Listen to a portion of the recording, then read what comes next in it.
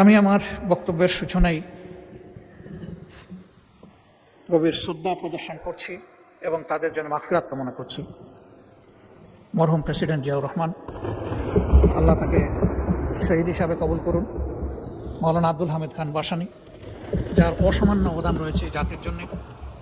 General Ataul Gani Usmani, যিনি মুক্তিযুদ্ধে সফল নেতৃত্ব দিয়েছেন। স্বাধীনতার পতাকা উত্তোলনকারী আসম আব্দুর রব, যিনি সাহসী যুবক হিসাবে সেদিন গর্জন করেছিলেন। সকল শহীদ এবং জীবিত মুক্তিযোদ্ধা, 90-এর গণ আন্দোলনের শহীদ, 28 অক্টোবরের শহীদ, পিলখানা হত্যাকাণ্ডের শহীদ, শাপলা চত্বরের শহীদ, 17.5 বছর ফ্যাসিবাদী শাসনের বিরুদ্ধে লড়াই করতে গিয়ে যে সমস্ত লোক শহীদ হয়েছেন, বিশেষ করে আমার প্রিয় দলের সম্মানিত সিনিয়র নেতৃবৃন্দ। আমরা একটি কষ্টে ভোগা দল। আমাদের 1-2 করে 11 জনকে আমাদের বুক থেকে ছিনিয়ে নেওয়া হয়েছে। 12 নম্বর জন এখানে জীবিত আছে, বাকি সকলেই দুনিয়া থেকে বিদায় নিয়েছেন। আল্লাহ তাআলা তাদের সকলকে শহীদের যথাযথ মর্যাদা দান করুন। তাদের দুঃখী পরিবারের প্রতি আমি গভীর সমবেদনা জানাচ্ছি।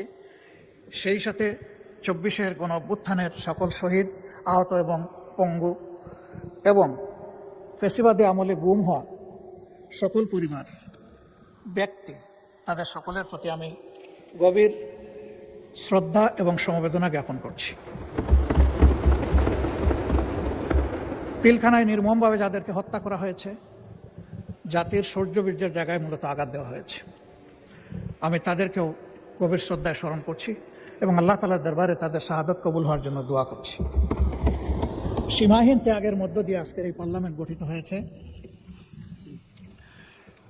এই পার্লামেন্ট আমরা মূল থেকেই বলে আসছি, মজলুমের পার্লামেন্ট।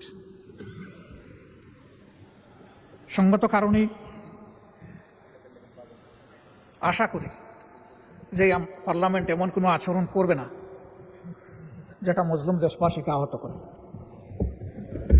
এই পার্লামেন্ট দায়িত্বশীল আচরণ করবে, জাতিকে স্বপ্ন দেখাবে, জাতিকে জাগিয়ে তুলবে, জাতিকে ঐক্যবদ্ধ করবে এবং জাতিকে সামনের দিকে এগিয়ে নেওয়ার চেষ্টা করবে। মাননীয় স্পিকার,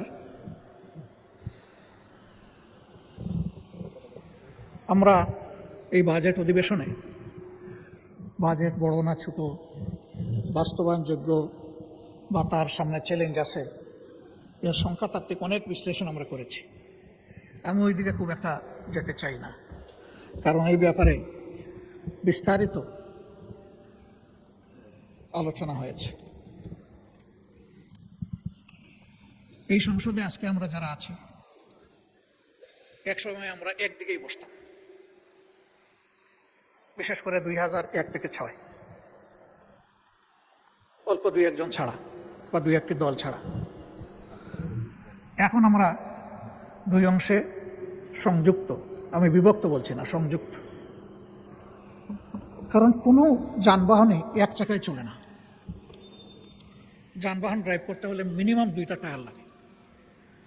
এই সংসদের 2টা টায়ার, একটা সরকারি দল আর একটা বিরোধী দল। যে কোনো একটা টায়ার যদি অকেজ হয়ে যায়, পুরো যানবাহন অকেজ। সুতরাং আমরা সবাই খেয়াল রাখবো এই টায়ার 2টি যাতে সচল থাকে। এই টায়ারে আপনি পিন লাগাবেন, পেরেক মারবেন, তাহলে কিন্তু ওই টায়ারটা ফুটো হয়ে যাবে। ওইটা ফুটো হয়ে গেলে ওই টায়ারও চলবে না, যেটা অবশিষ্ট। এটা চমৎকার টেন্ডেন্সি আমি লক্ষ্য করেছি প্রায় সকল বক্তব্য। কুচি কুচি করে কাটার পরে বলেন এগুলো ছাড়েন, ছাড়িয়ে আসেন, আমরা ঐক্যবদ্ধভাবে দেশটা চালাই। ওই কুচি কুচি করার যন্ত্রটা আসেন আমরা ফেলে দিই। আমরা একটা বিউটিফুল ওয়ান্ডারফুল কম্বিনেশনে চলি। এর অর্থ এটি নয় যে সরকারি দলের যেটা অভিপ্রায়, বুঝে না বুঝে সেটাই হবে বিরোধী দলের অভিপ্রায়। আবার এর অর্থ এটিও নয় যে সরকারি দল সঙ্গত কোনো বিষয় নিয়ে সামনে আগালে বিরোধী দল বিরোধিতার খাতিরে শুধু বিরোধিতাই করে যাবে। এই দুইটার কোনোটাই না। সরকারি দলকেও বিরোধী দলকে সম্মান করার মানসিকতা থাকতে হবে, আর বিরোধী দলেরও সঙ্গত সকল ব্যাপারে সরকারকে সহযোগিতা করার মানসিকতা থাকতে হবে। এই কথাটি আমরা প্রথম দিনই বলে রেখেছি। মাননীয় স্পিকার, অতীত অভিজ্ঞতা আমার নেই, আপনার আছে, এইখানে আরও কিছু কিছু সম্মানিত সদস্যের আছে, তবে আমরা বেশিরভাগ নবীনদের অধিকার থাকে প্রবীণদের কাছ থেকে শিকার, কিন্তু আমরা মন্দতা শিখতে চাই না, আমরা শিখতে চাই ভালোটা। অতীতে এই সংসদে দাঁড়িয়ে ব্যক্তিকে তুষামত করার জন্য গান হয়েছে, কবিতা হয়েছে, স্বপ্নবিলাস হয়েছে। প্রিয় জনগণের ট্যাক্সের টাকা খরচ করে এই সংগঠনে, এই সংসদে এটা হওয়া উচিত নয়। এটা তুষামতের জায়গা নয়, এটা দায়িত্ব পালনের জায়গা, দায়িত্ব বুঝে নেওয়ার জায়গা, দায়িত্ব পালন করার জায়গা।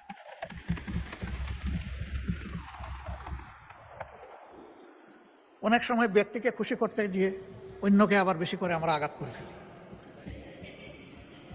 আমি প্রথম দিন আপনার মাধ্যমে অনুরোধ করেছিলাম অতীতের ব্যাড কালচারকে আমরা না বলি, বিশেষ করে এই সংসদে দাঁড়িয়ে চরিত্র হননের কোনো কাজ যেন না হয়, এবং আপনি যেন এটা এলাও না করেন। অভিজ্ঞতা বলছে তার কিছু উন্নয়ন হয়েছে, কিন্তু পুরোপুরি শেষ হয়। আমি আশা করবো এরপরে আর এটা কন্টিনিউ করবে না। মাননীয় স্পিকার, বাজেট মূলত একটি জাতির টিকে থাকার এবং সামনে এগিয়ে যাওয়ার চার্টার। আমি ধন্যবাদ জানাই মাননীয় অর্থমন্ত্রীকে, সরকার গঠনের পরে খুব কম সময় পেয়েও একটা বিধ্বস্ত অর্থনীতির ধ্বংসস্তূপের উপর দাঁড়িয়ে তিনি সংসদে একটা বাজেট পেশ করেছেন।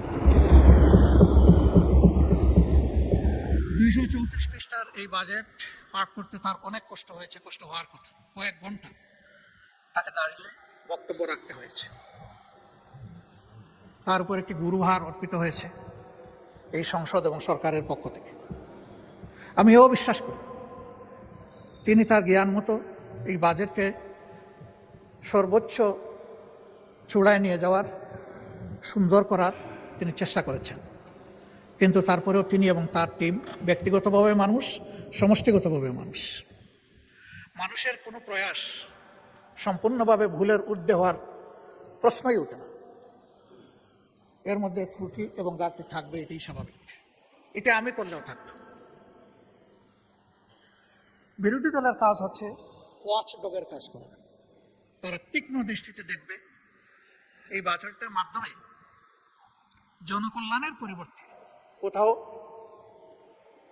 জনগণের কোনো ক্ষতি হচ্ছে কিনা, এবং বিশেষ করে সমাজের ন্যায্যতার ভিত্তিতে যাদের পাওনা আছে তারা বঞ্চিত হচ্ছে কিনা, এবং কোনো জায়গায় জনগণের অর্থের অপচয়ের প্রস্তাবনা আছে কিনা, এই বিষয়গুলো দেখা মূলত বিরোধী দলের কাজ। সরকারি দলের বন্ধুরা বিরোধী দলের সমালোচনাকে কেউ কেউ ওয়েলকাম করেছেন, আমি তাদেরকে ধন্যবাদ জানাই। আবার কেউ কেউ বিরক্তি প্রকাশ করেছেন, আমি তাদেরকেও ধন্যবাদ জানাই। এইসব বৈচিত্র্য নিয়েই এই সংসদ, এই বৈচিত্র্য থাকুক। সরকারি দল বাজেটের প্রশংসা করতে থাকুক, বিরোধী দল হালকা প্রশংসার সাথে ভারী ওয়াচডগের কাজটাও করে যায়। তাহলে বাজেট সত্যিকার অর্থে পূর্ণতা পাবে, এবং আমরা এটা আশা করতে চাই। বিরোধী দলের পক্ষ থেকে, এমনকি সরকারি দলের পক্ষ থেকেও কিছু কিছু বিষয়ে কিছু প্রস্তাবনা এসেছে, এবং আমি বেশ কিছু প্রস্তাবনাকে একান্তভাবে যৌক্তিক মনে করি। রেওয়াজ অনুযায়ী সম্পূরক বাজেটের উপরে কাট মোশন ছিল, সেখানে একটাও গ্রহণ করা হয়নি। যদি এক টাকার একটাও গ্রহণ করা হতো তাহলে ডেমোক্রেসিতে সুন্দর একটা চাপ্টার যুগ হতো। এবারও যে প্রস্তাবনাগুলো এসেছে, আমি আশাবাদী হতে চাই যে সবগুলোই অবলীলায় অগ্রাহ্য হবে না, বরঞ্চ যেগুলো যৌক্তিক মাননীয় অর্থমন্ত্রী বিবেচনায় নিয়ে সেগুলো গ্রহণ করবেন, এবং তার পূর্ণাঙ্গ প্রস্তাবনায় সংশোধিত আকারে তিনি এই সংসদে পেশ করবেন। তাহলে দেশবাসী বুঝতে পারবে যে এই সংসদের আলোচনা শুধু সময় ক্ষেপণের জন্য নয়, কিন্তু কিছু কথার ফুলঝুরি নয়, এর বাস্তবতা রয়েছে, এর মধ্যে সারবস্তু আছে। মাননীয় স্পিকার, এই সেশনটা কার্যত আগামীকালকে শেষ হবে না, কিন্তু এই চ্যাপ্টারটা ক্লোজ হবে আগামীকাল। কারণ জুলাইয়ের 1 তারিখ থেকে এই বাজেট বাস্তবায়ন শুরু হবে ইনশাআল্লাহ। এই ক্ষেত্রে আমাদের সুস্পষ্ট প্রস্তাবনা যে আমরা দেখতে পাচ্ছি অতীতে বর্তমানে কোনো বেশ কম হয়নি। এটা জুলাই টু জুন হওয়ার কারণে এবং শেষের দিকটা বন্যা দুর্যোগ থাকার কারণে তাড়াহুড়া করে অর্থ ছাড়া হয়।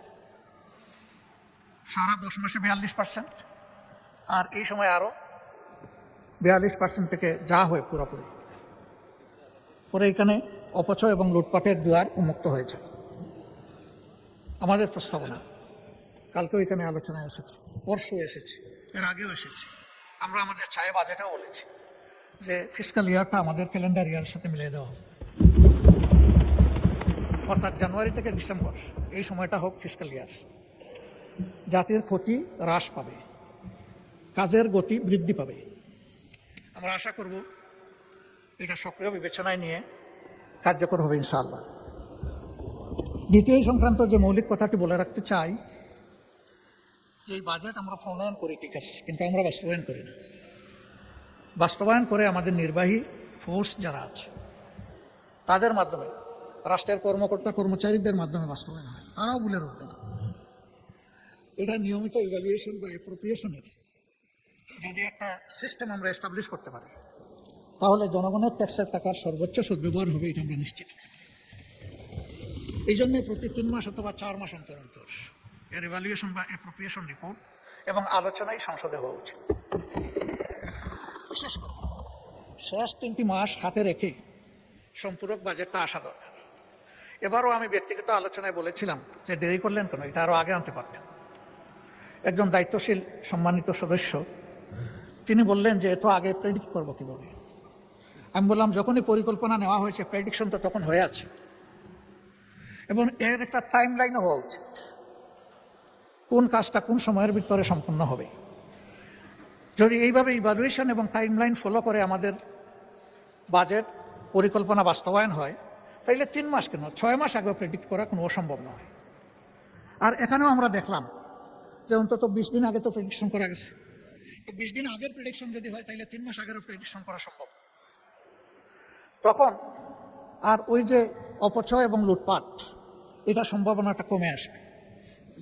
আমাদের সমাজে বাজেট বাস্তবায়ন বা উন্নয়নের সবচেয়ে বড় বাধা হচ্ছে দুর্নীতি,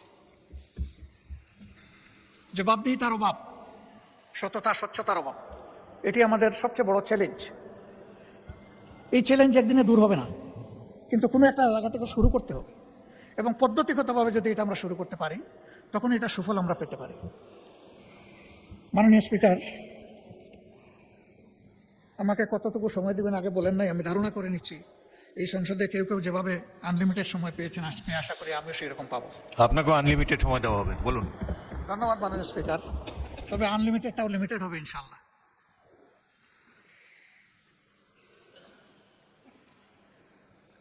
মাননীয় স্পিকার, আমি সব খাতওয়ারি বিষয়গুলো এখানে আনবো না। যে বিষয়গুলোকে আমি সবচেয়ে বেশি গুরুত্বপূর্ণ মনে করি সেই বিষয়গুলো এখানে আনতে চাই। বাজেট দেশের জনগণের জন্য, এখানে সকল জাতি গোষ্ঠী অঞ্চল সমন্বিত হবে, সম্পৃক্ত থাকবে। তবে একটা ইনসাফ ভিত্তিক বাজেট তখনই হবে যখন সমাজের পিছিয়ে পড়া অংশ এবং অঞ্চলকে অধিক গুরুত্ব দিয়ে বাজেটে সম্পৃক্ত করা হবে, এবং এই বাজেটের সুফল যখন সবাই পাবে, কেউ এর সুফল থেকে বঞ্চিত হবে না। এই বাজেটে আমরা লক্ষ্য করেছি তার ব্যতিক্রম আছে। সেই ব্যতিক্রমটা নিয়ে অনেকেই কথা বলেছেন, আমিও আবার কথা বলছি। শিক্ষা জাতির মেরুদণ্ড। আমাদের শিক্ষা ব্যবস্থা ভালো নেই, বিভিন্ন ধরনের অনিয়ম অপকর্মের কারণে এটা বিশ্বের মিনিমাম স্ট্যান্ডার্ড আমাদের দেশ মেনটেন করতে পারে না। 18 কোটি মানুষের দেশে এতগুলো পাবলিক বিশ্ববিদ্যালয়, এতগুলো প্রাইভেট বিশ্ববিদ্যালয়, কিন্তু বিশ্ব র্যাঙ্কিংকে গুরুত্বপূর্ণ জায়গায় আমরা এখনো জায়গা করে নিতে পারিনি, বরঞ্চ দিন দিন আমরা পিছিয়ে যাচ্ছি। এর মূল কারণ এই শিক্ষা প্রতিষ্ঠানগুলো নিয়ে আমাদের কোনো নির্দিষ্ট ভিশন নেই এবং সেই জায়গায় দক্ষতা বৃদ্ধির এবং দক্ষ লোকের সম্মান করার কোনো জায়গা নেই। বরাবরই রাজনৈতিক আনুগত্যকে প্রাধান্য দেওয়ার কারণে, নিজেদের ইচ্ছা অনিচ্ছার লালন পালন করার কারণে আমাদের শিক্ষা পিছিয়ে যাচ্ছে। কোথায় গিয়ে ঠেকবে আল্লাহ ভালো জানে। থামাতে হবে, আর পিছনের দিকে যেতে দেওয়া যাবে না। এখন একটা জায়গা থেকে শুরু করে সামনে এগিয়ে যেতে হবে। সেই শিক্ষা আমাদের দেশে বহুমাত্রিক। এখানে সাধারণ শিক্ষা আছে, কেজি থেকে শুরু করে বিশ্ববিদ্যালয় পর্যন্ত। আবার এখানে মাদ্রাসা শিক্ষা আছে। মাদ্রাসায় আবার দুইটি মৌলিক ধারা আছে, একে আলিয়া মাদ্রাসা আর একটি কওমি মাদ্রাসা। আলিয়া মাদ্রাসা সরকারি কনসিডারেশনে যেটুকুই হোক আছে, কিন্তু বিশাল একটা অংশ কওমি মাদ্রাসা যারা, তাদের কোনো কনসিডারেশন এই বাজেটে নেই। অথচ সরকারের ট্রেজারিতে তারাও তো ট্যাক্স দিচ্ছে। প্রত্যেকটি নাগরিক কিন্তু পরোক্ষ এবং প্রত্যক্ষ কর পরিশোধ করে থাকে। তো তাদের তো হক আছে, তাহলে তারা কেন উপেক্ষিত হবে? হ্যাঁ, এখানে তাদের কিছু আশঙ্কা আছে। তাদের আশঙ্কা হলো সরকারি দান অনুদান সুবিধা যদি গ্রহণ করা হয়, তাহলে এই শিক্ষা ব্যবস্থার উপরেও সরকার ইচ্ছামতো নিয়ন্ত্রণ আরোপ করবে। তখন ইসলামী শিক্ষার মৌলিকত্ব পূর্ণ হতে পারে যদি তাদের সম্মিলিত যে সংস্থা আছে হায়াতুল উলিয়া, তাদের সাথে বসে তাদেরকে নিশ্চয়তা দেওয়া যায় যে আপনাদের পরামর্শ মোতাবেকই এগুলো পরিচালিত হবে। আমরা জোর করে কিছুই চাপাবো না। রাষ্ট্রের ট্রেজারিতে আপনাদের হক আছে, আপনাদের হক আপনাদের হাতে তুলে দেওয়া আমাদের দায়িত্ব। আমাদেরকে সুযোগ আপনারা সৃষ্টি করেন, তখন একটা রাস্তা বের হবে। আমি মনে করি তাদেরকে এই বাজেটে ইনক্লুড করা উচিত। এখন মেকানিজম কি হবে, সরকার এটা বের করে নেবে। এই ক্ষেত্রে যদি আমাদের কোনো সহযোগিতা লাগে, আমরা প্রস্তুত। আমাদের সহযোগিতা ছাড়াই যদি সরকার একা সমাধান করে ফেলে, ধন্যবাদ দেবো, অসুবিধা নেই, কাজটা হওয়ার কথা। এরপরে আমরা লক্ষ্য করলাম প্রাইমারি স্কুলের প্যারালাল সংখ্যায় যাই হোক, ইবতেদায়ী মাদ্রাসা আছে, সেই মাদ্রাসাগুলোর কোনো অ্যাকোমোডেশন এখানে নাই, আমাদের বাজেটে নাই। তারাও শিক্ষায় কন্ট্রিবিউট করছে। আমি দাবি করব তাদেরকেও এর অন্তর্ভুক্ত করা। নন এমপিওভুক্ত যে সমস্ত শিক্ষা প্রতিষ্ঠান আছে, ফ্যাসিস্ট আমলে বাস্তবতা থাকা সত্ত্বেও অনেক প্রতিষ্ঠান এমপিওভুক্ত হয়নি। এটা ঠিক যে এই ধরনের বেশ কিছু প্রতিষ্ঠান থাকতেও পারে যাদের কোনো ন্যূনতম মান নেই, দেওয়ার মতো অবস্থা নেই। নিরপেক্ষভাবে নির্মোহভাবে মান যাচাই করে, লাইকিং ডিসলাইকিং এর ভিত্তিতে নয়, কোনো এলাকা বা অঞ্চল বেদে বৈষম্য নয়, একটা কমিটি বা কমিশন করে শিক্ষা মন্ত্রণালয়ের অধীনে যাচাই বাছাই করে যেগুলা এমপিভুক্ত হওয়া উচিত, তাদেরকে আর ঝুলিয়ে না রেখে তাদের উপর আর জুলুম অব্যাহত থাকুক, এটা আমরা চাই না। আমরা চাই যে এটার অবসান হোক, এটার সমাধান হোক। শিক্ষা জাতির প্রতি কোনো অনুগ্রহ নয়, একটি জাতির অধিকার। এই অধিকার দেওয়ার দায়িত্ব হলো রাষ্ট্র বা সরকারের। প্রত্যেক দেশে, উন্নত দেশেও শিক্ষার দুটি পথ রয়েছে, একটি সরকারি, একটি বেসরকারি। বেসরকারিতে তারা যাবে, সরকারির চাইতে যারা উন্নত শিক্ষা আছে বলে মনে করে, যাদের অর্থ আছে, অ্যাফোর্ডেবিলিটি আছে, তারা যায়, অসুবিধা নেই। কিন্তু যে জনগণ সরকারি শিক্ষাটা নিতে চায়, তাদেরকে মানসম্মত শিক্ষা নিশ্চিত করা হচ্ছে সরকারের কাজ। এই ক্ষেত্রে অবশ্যই পুরা শিক্ষাটাই সরকারিকরণ হওয়ার দাবি রাখে। এই বিষয়টাও আমি সরকারকে বিবেচনায় নেওয়ার জন্য অনুরোধ করব। তবে হ্যাঁ, এবারকার বাজেটে এটা কতটুকু সম্ভব হবে, এটা তারা বিবেচনা করে দেখবেন। 5 বছরের জন্যই পার্লামেন্ট এবং সরকার গঠিত হয়েছে। আমরা আশা করি যে 5 বছর এটা কন্টিনিউ করবে। এর একটা স্বল্প, মধ্য এবং দীর্ঘমেয়াদী পরিকল্পনা থাকা দরকার। জাতিকে আশ্বস্ত করা দরকার যে আমরা এইভাবে আগাতে চাচ্ছি। জাতির সামনে বিষয়টা স্পষ্ট করা দরকার। মাননীয় স্পিকার, শিক্ষায় অনগ্রসর একটা জনগোষ্ঠী আছে, তারা আমাদের অংশ, তারা এই দেশের নাগরিক। তাদের একটা অংশ বা বড় অংশ পাহাড় অঞ্চলে বসবাস করে। যোগাযোগে, স্বাস্থ্যসেবায়, শিক্ষায়, এই 3টা মৌলিক বিষয়ে তারা অনেক পিছিয়ে। এবং অনেক পিছিয়ে থাকার কারণেই পাহাড়ে অনবরত অস্থিরতা লেগেই আছে। তাদেরকে আস্থায় আনতে হবে, ন্যায্যতার ভিত্তিতে তাদের প্রাপ্য তাদের হাতে তুলে দিতে হবে, অতীতের বঞ্চনা সহ তাদের হাতে তুলে দিতে হবে। যদি এইভাবে তাদেরকে আমরা মূল ধারায় ফিরিয়ে আনতে পারি, আমরা আশা করি সেখানে দেশপ্রেমিক সেনাবাহিনীর আর কোনো সদস্যকে নিহত হতে হবে না। তারা তখন বিশ্বাস করতে শুরু করবে যে এই দেশ আমাদের সকলের, এই দেশকে বাঁচানোর দায়িত্ব, এগিয়ে নেওয়ার দায়িত্ব আমাদের সকলের। আমরা এই বিষয়ে আমি বিশেষভাবে দৃষ্টি আকর্ষণ করছি। বিশ্ববিদ্যালয়গুলো আমার প্রিয় দেশে কোনো মানে আসলো না, আসবে কিভাবে? বিশ্ববিদ্যালয়ে সেই রকম মানসম্মত কোনো গবেষণা নেই, গবেষণার জন্য পর্যাপ্ত ফান্ডও নেই, লজিস্টিকও নেই, এবং আমার ধারণা মন মানসিকতাও নেই। ইচ্ছা থাকলে তো একটা উপায় বের হয়। শিশু কান্না করলে তো মা কিছু দুধ দেয়। আমাদের বিশ্ববিদ্যালয়গুলো যদি রিসার্চ বেস না হয়, তাহলে চিরজীবনই আমরা একটা আমদানি নির্ভর জাতি হিসাবে থেকে যাব। আমরা যে সমস্ত ক্যাপিটাল মেশিনারি, লজিস্টিক এবং আমাদের প্রয়োজনীয় পণ্য বিদেশ থেকে আমদানি করে থাকি, তাকে আমদানিই করতে থাকবো আর শুধু খুঁজতে থাকবো যে কোন দেশ থেকে ভালো আমদানি করা যাবে, নাকি একদিন আমরাও রফতানি করার জন্য এই পণ্যগুলো তৈরি হব। জাতিকে যদি এই ক্ষেত্রে তৈরি করতে হয়, অবশ্যই বিশ্ববিদ্যালয়গুলোকে গবেষণা কেন্দ্রে পরিণত করতে হবে। এবং আমি অনুরোধ করব, শিক্ষায় যে ফান্ড দিয়েছেন, যদি আরও সম্ভব হয় আরও ফান্ড দিয়ে, স্পেশাল অ্যালোকেশন দিয়ে অন্তত 5-7টা ইউনিভার্সিটিকে স্পেশালি ডেজিগনেট করা দরকার, স্পেশাল অ্যাসাইনমেন্ট দেওয়া দরকার, যে আমাদের জাতি আপনাদের কাছ থেকে এটি চায়। এই বাজেটকে আমি বড় বলবো না, ছোটও বলবো না, মধ্যমও বলবো না। আমি বলবো জাতির প্রয়োজনে যা দরকার সেই রকম বাজেট নিতে হবে।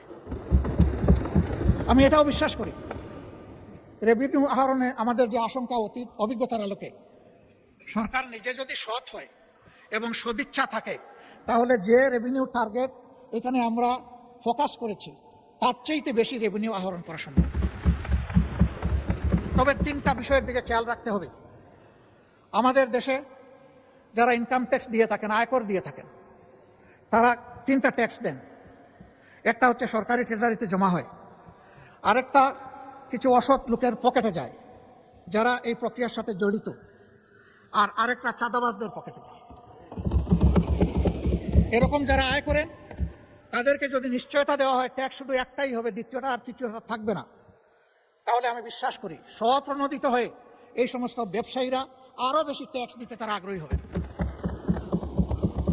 সেই সাথে এই ব্যবসায়ীরা যখন দেখবেন যে তাদের ব্যবসা যদি কখনো ঝুঁকিতে পড়ে, তখন সরকার এবং দেশ এসে তাদের পাশে দাঁড়ায়।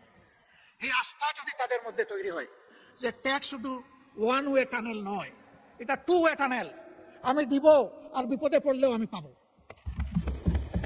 সেই রকম আস্থার পরিবেশ যদি সৃষ্টি করা যায়, সকল দেশের ব্যবসায়ীরা, উন্নত দেশের ব্যবসায়ীরা যেভাবে এই ট্যাক্স দিয়ে থাকেন, আমাদের ব্যবসায়ীরা সেটা দিবেন বলে আমি বিশ্বাস করি।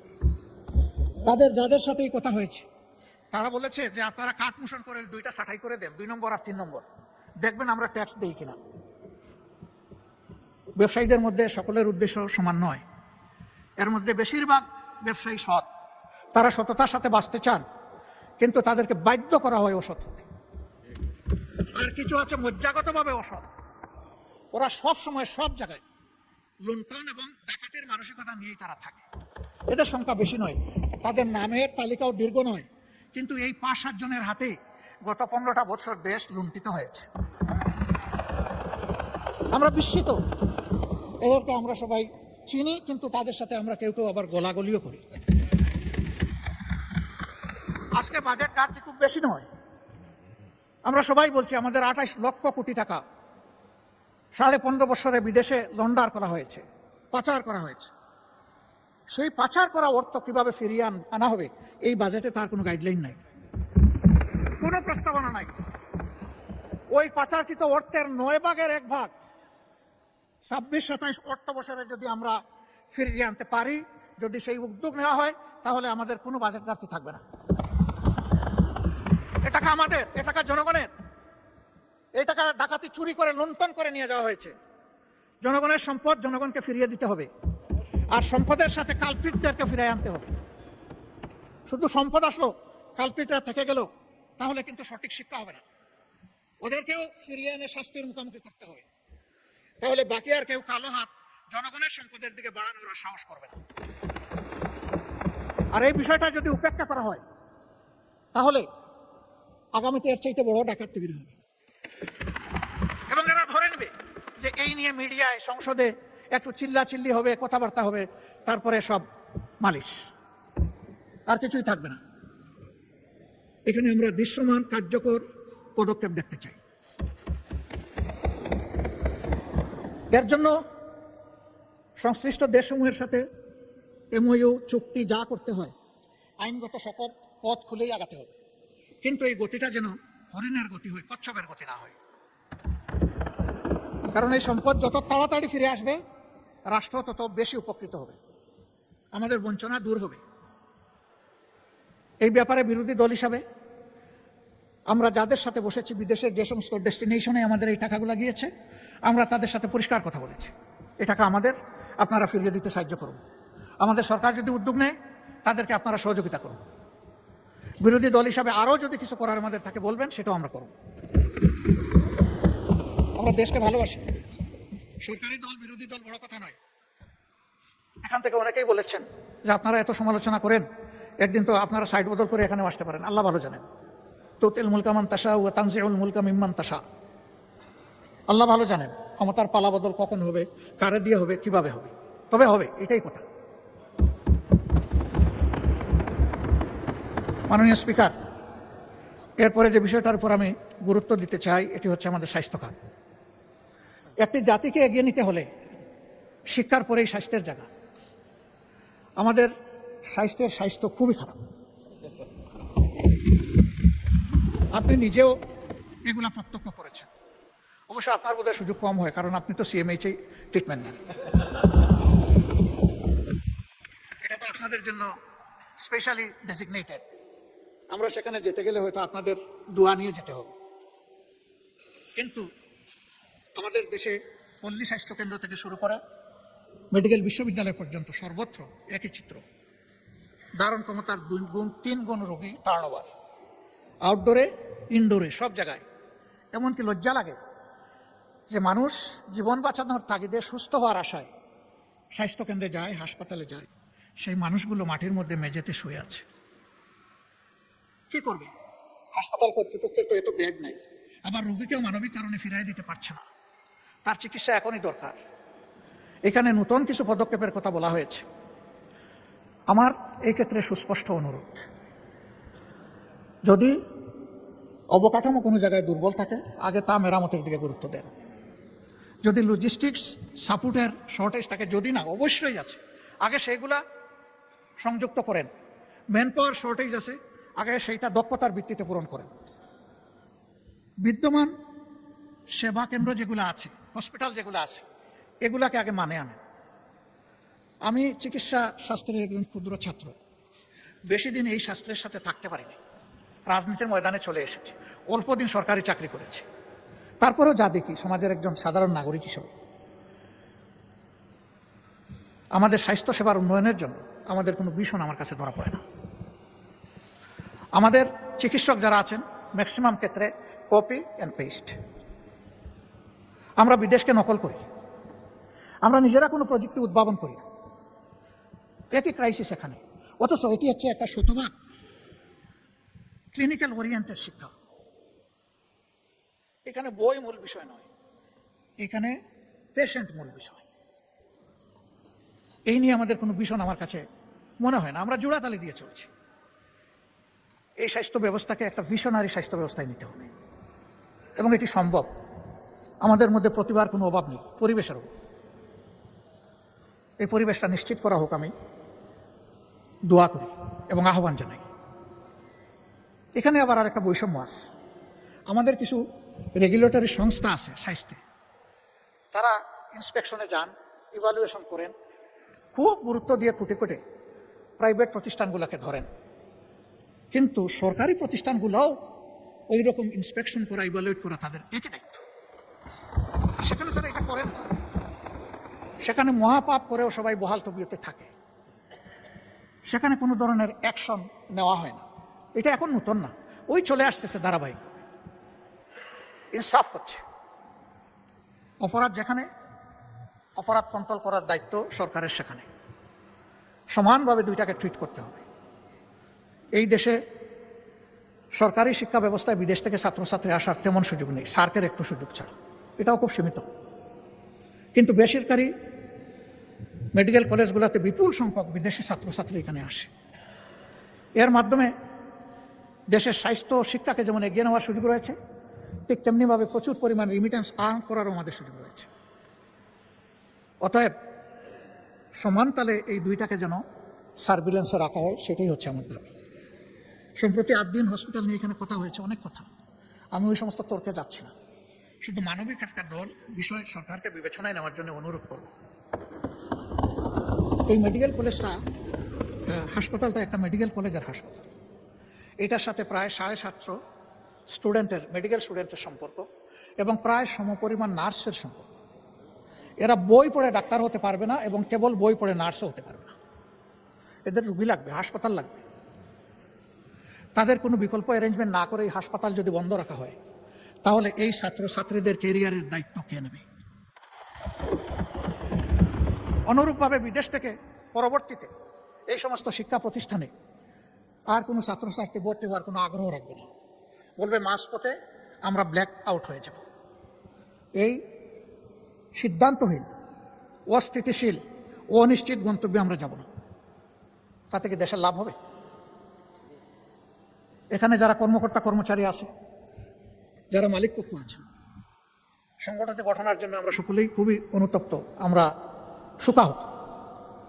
সঠিক তদন্তের মাধ্যমে কারো দোষ প্রমাণিত হলে তার বিচার হোক, শাস্তি হোক, আমাদের কোনো আপত্তি নেই। কিন্তু প্রতিষ্ঠানের প্রয়োজনীয় সংস্কার যেটা দরকার, সময় বেঁধে দিয়ে সেটা করে এই হসপিটাল অতি সত্বর খুলে না দিলে এই সমস্ত জিনিস হুমকিতে পড়বে। এটা ঠিক, হয়তোবা তাদের কোনো দুর্বলতার কারণে এই ঘটনা ঘটেছে, কিন্তু এটাও ঠিক যে এখান থেকে লক্ষ লক্ষ মানুষ সেবা পেয়েছে এবং তারা এমন কিছু সেবা রেভিনিউ এখানে দিতে পেরেছে। আমিও একটা প্রাইভেট প্রতিষ্ঠানের সাথে জড়িত, আমি বলছি আমিও এটা দিতে পারিনি, এর দ্বারে কাছেও আমি দিতে পারিনি। তাদের ভালোকেও অ্যাপ্রিসিয়েশন দেওয়া হোক, আর তাদের কোনো অপরাধ থাকলে সেটাকেও বিবেচনায় নেওয়া হোক, কিন্তু আমাদের পদক্ষেপটা হোক মানবিক এবং যৌক্তিক। আমি বিশেষ করে মেডিকেল স্টুডেন্ট এবং নার্সদের তাদের একাডেমিক ক্যারিয়ার এবং জীবন বাঁচানোর জন্য আমি সরকারকে এই বিষয়টা গুরুত্ব দিয়ে বিবেচনা করার জন্য অনুরোধ করি। মাননীয় স্পিকার, সময় তো আমি বেশি নিয়ে ফেলছি, আর অল্প সময় আমি শেষ করবো ইনশাল্লাহ। প্রবাসীরা আমাদের সমাজের অংশ। এই প্রবাসীদের নিয়ে এখানে আমরা 1.5-2 ঘন্টা আলোচনা করেছি। সরকারি দল, বিরোধী দল খুবই প্লিজেন্ট আলোচনায় আমরা অংশগ্রহণ করেছি। কিন্তু এই বাজেটে প্রবাসীদেরকে আস্থায় আনা, সম্মানিত করার বিশেষ কোনো উদ্যোগ আমার কাছে আমি লক্ষ্য করিনি। সেই আলোচনায় আমরা একটা প্রস্তাব দিয়েছিলাম যে প্রবাসীরা সরকারি দলের বিরোধী দলের নয়, তারা বাংলাদেশের। এই সংসদ থেকে একটা বিশেষ কমিটি বা টাস্ক ফোর্স করা হোক, যারা এই বিষয়গুলা নিয়ে মুভ করবে, দেশে দেশে তাদের সমস্যাগুলো চিহ্নিত করে তার সমাধানের চেষ্টা করবে। আমাদের প্রবাসীরা বিদেশে যাওয়ার সময় তার যেটুকু যোগ্যতা আছে, এই যোগ্যতার সাথে যেটুকু সামর্থ্য আছে সব উজাড় করে দিয়ে বিদায় হয়। জায়গা জমি বিক্রি করে, ধার দেনা করে যায়, হালের বলদ বিক্রি করে, এগুলা করে তারা বিদেশে যায়। এই যেতে গিয়ে তারা বিড়ম্বনার শিকার হয়। মালয়েশিয়া একটা গুড হাব, যেখানে আমাদের প্রায় 20 লক্ষ লোক থাকে। সেই জায়গায় অতীতে অনেক কেলেঙ্কারি হয়েছে। সেখানে একটা কোম্পানি করে, নুরুদ্দিন আমিন, সে একটা কোম্পানি করে একটা সিন্ডিকেশনের মাধ্যমে 85,000-এ যেখানে একজন শ্রমিক ভাই যাওয়ার কথা, সেখানে তার কাছ থেকে নেওয়া হয়েছে 6 লক্ষ 7 লক্ষ টাকা। এখনো সেইটা বহাল আছে। আমি এই গণতান্ত্রিক সরকারকে অনুরোধ করব, হাত দেন, ভেঙে দেন সিন্ডিকেট, খুলে দেন দুয়ার, চলে যাক শ্রমিক মাত্র 85,000 টাকায়। যারা জেলের ভিতরে আছে তাদেরকে মুক্ত করার জন্য আমাদের মাননীয় প্রধানমন্ত্রী তার সফরে কথা বলেছেন, ধন্যবাদ। তারা মুক্ত হয়ে আসলে এবং যদি তারা সেখানে কাজ পায়, আমরা খুব খুশি হব। এদের কোনো দোষ নাই, এরা বুঝে নাই কোনটা জালিয়াতি আর কোনটা সঠিক। দালালের খপ্পরে পড়ে তাদের ভাগ্যে আগুন জ্বলছে। এই দালালদেরকেও আইনের আওতায় আনেন, শাস্তির আওতায় আনেন। এই চেইনটা ভেঙে দেন, খান করে দেন। ওই চেইন রেখে মলম দিলে আমাদের কোনো লাভ হবে না, বারবার ফুসকা উঠতেই থাকবে। তাদের আরো অনেকগুলো সমস্যা আছে, আমি সেগুলোর দিকে গেলাম না। আর মালয়েশিয়ায় শুধু প্রবলেম না, প্রবলেম সর্বত্র। এক জায়গায় হাত দিলে সব জায়গায় কভার হয়ে যাবে, এবং আমি বিশ্বাস করি এটা আনঅ্যাচিভেবল নয়, এটা অ্যাচিভেবল। এখানে দরকার সদিচ্ছা আর কঠোর পদক্ষেপ। আমরা সরকারের সাথে এই ব্যাপারে আছি।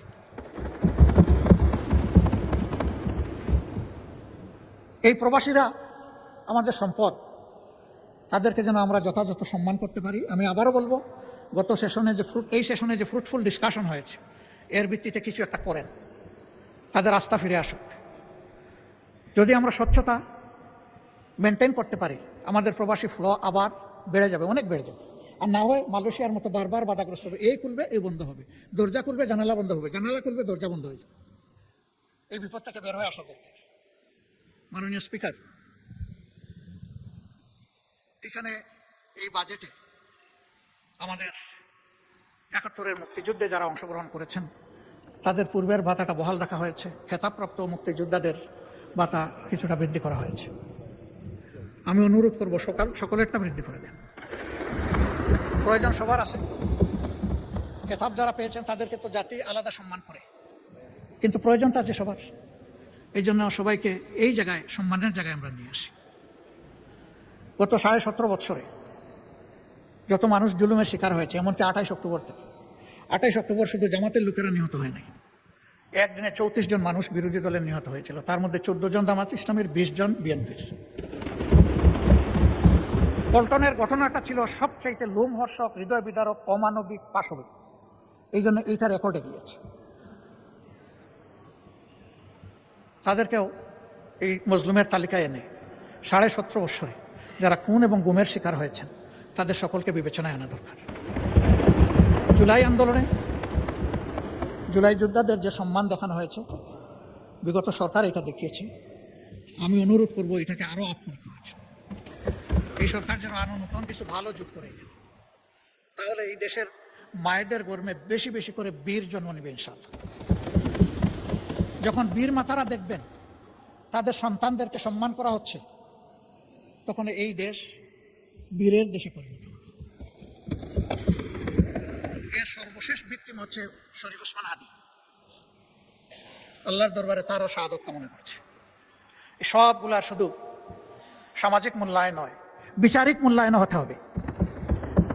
সব কালপিটদের কাছে যত বড়, যত উঁচু মাপের হোক, তাদেরকে বিচারের আওতায় আনতে হবে।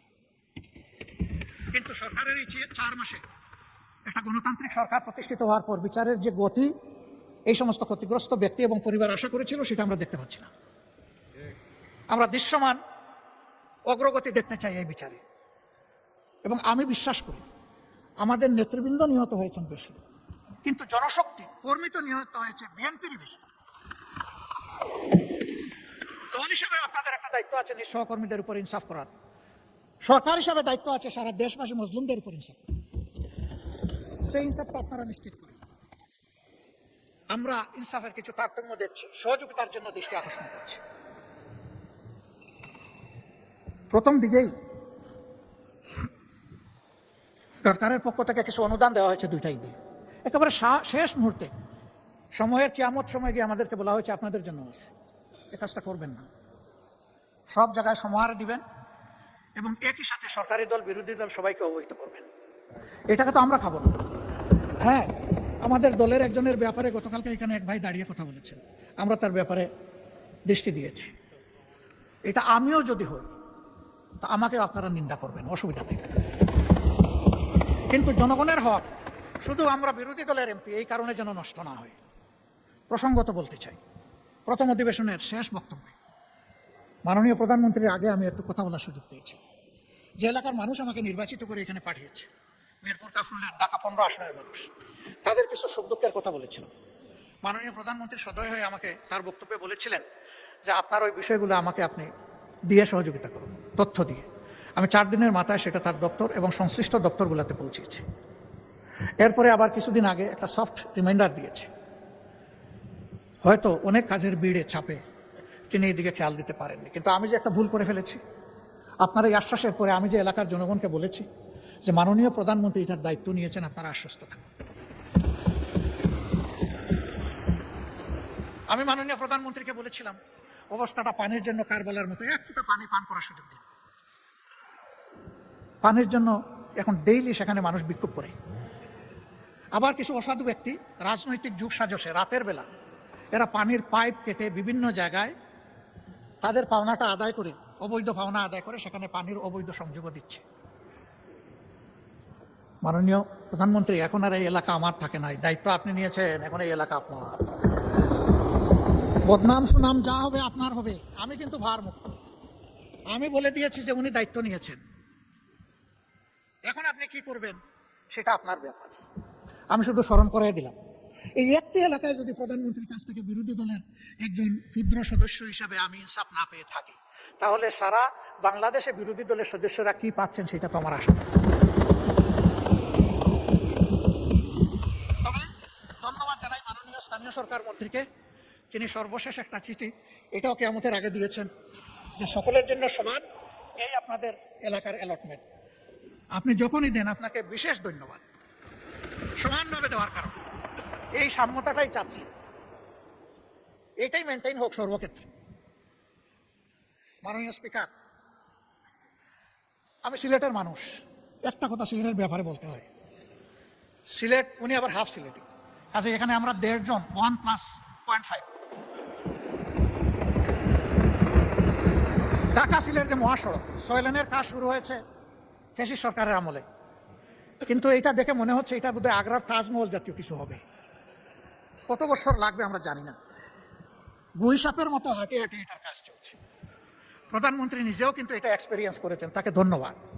কারণ ওই রাস্তা দিয়ে চলতে গেলে বঙ্গোপসাগরে যাওয়ার দরকার নাই, ঢেউ দেখতে গেলে ওখানেই যাওয়া যথেষ্ট। এর একটা অবসান চাইছিলেন বসে, আমি আপনার মাধ্যমে দৃষ্টি আকর্ষণ করলাম। যোগাযোগ মন্ত্রী মহোদয় আছেন, মন খারাপ করবেন না, আপনাকে সাহায্য করার জন্য বলেছি। দক্ষিণ পশ্চিমাঞ্চল যশোর, খুলনা এবং সাতক্ষীরা, এই 3টা জেলার বিস্তীর্ণ এলাকা ওয়াটার লকড হয়ে আছে দীর্ঘদিন ধরে, এর কোনো সমাধান নাই। ফলে কৃষি সবকিছু হুমকিতে পড়েছে, এমনকি শিল্পও হুমকিতে পড়েছে।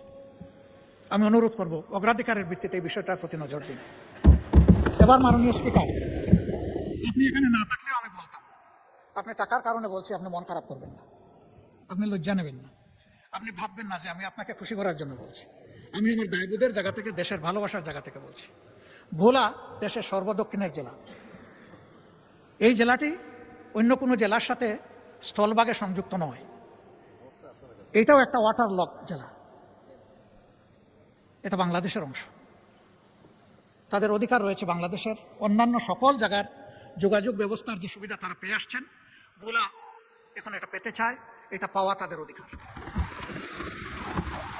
ভোলার এই সেতু শুধু ভোলাবাসীর কপাল পরিবর্তন করবে না, আল্লাহ তাআলা ভোলায় যে অপার সম্ভাবনা রেখেছেন, এই ভোলা গোটা বাংলাদেশের এক বিশাল অংশের চিত্র পরিবর্তন করে দিতে পারে। এই জন্য আমাদের নিয়ামতের খনি এই ভোলা যেন আর উপেক্ষিত না থাকে। এই ভোলার সেতুটা আসলেই এটি একটা সম্ভাবনার স্বপ্ন। এই সেতু বাস্তবায়ন হোক। আমার এই প্রস্তাবে সরকারি দল খুশি না, আমি কি করবো, আপনার দলই খুশি না। কই তারা তো সেরকম উষ্ণ অভিনন্দন জানালেন না।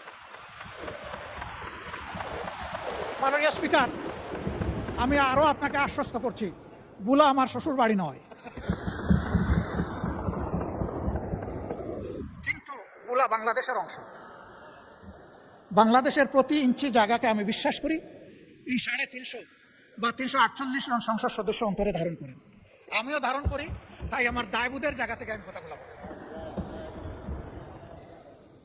ভোলার উন্নয়ন, পুরা দক্ষিণ অঞ্চলের উন্নয়ন বয়ে আনুক, আমি দোয়া করি। আর আমি কথা বাড়াচ্ছি না, অনেক সময় নিয়ে নিছি। আপনি আনলিমিটেড দিয়েছিলেন, আসলে আমি আনলিমিটেড করে ফেলেছি।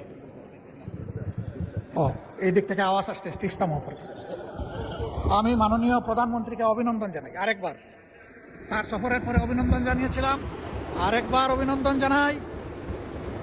তিস্তা মহাপরিকল্পনা বিষয়ে তিনি শক্তিশালী বন্ধু দেশ চীনের সাথে কথা বলেছেন এবং পানি সম্পদ মন্ত্রী গতকাল তার বক্তব্যে আশ্বস্ত করেছেন যে ইনশাল্লাহ যে নামেই হোক কাজ শুরু হয়ে যাবে। আমরা নামের কাঙ্গাল নই, আমরা কামের কাঙ্গাল, কামটাই দেখতে চাই। নাম নিয়ে শেষ কথা বলে আমি বিদায় নেই। আমি সিলেটের মানুষ, চাকরি করেছি সুনামগঞ্জ, আমার বাড়ি মৌলভীবাজার, বিয়ে করেছি সিলেট জেলায়, 3টা জেলা আমার খাবার হয়েছে। সুনামগঞ্জে একটা শিক্ষা প্রতিষ্ঠান স্থানীয় লোকেরা গড়ে তুললেন তাদের নিজের অর্থে এবং পরিশ্রমে। ভালো মানসম্মত একটা কলেজ, কিন্তু এমপিওভুক্ত হয় না। এটা 96-2001 সালের সরকারের সময়। কোন সরকার ছিল এটা বুঝতেই পারছেন। তো মন্ত্রী মহোদয় ওই এলাকার যিনি ছিলেন, তার একজন ঘনিষ্ঠ লোককে এলাকার লোকেরা ধরলো যে আমাদের এটা একটু করে দেন। সে যখন গিয়ে বললো, তো উনি বললো ঠিক আছে করে দিব, এখানে আমার নাম থাকবে কিনা।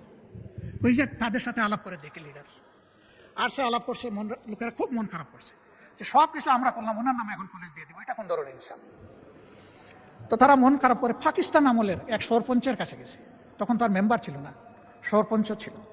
এই বৃদ্ধ লোকের কাছে গিয়ে বলছে যে ঠেকলে নাকি বৃদ্ধের কাছে আসতে হয়, আপনি একটু বুদ্ধি দেন, কি করবো। আমাদের যুবকরা শুনে তো খেপে গেছে, বলে যে সারা জীবন আমাদের এমপিভুক্তি হওয়ার দরকার নেই, আমরা এইভাবেই চলব।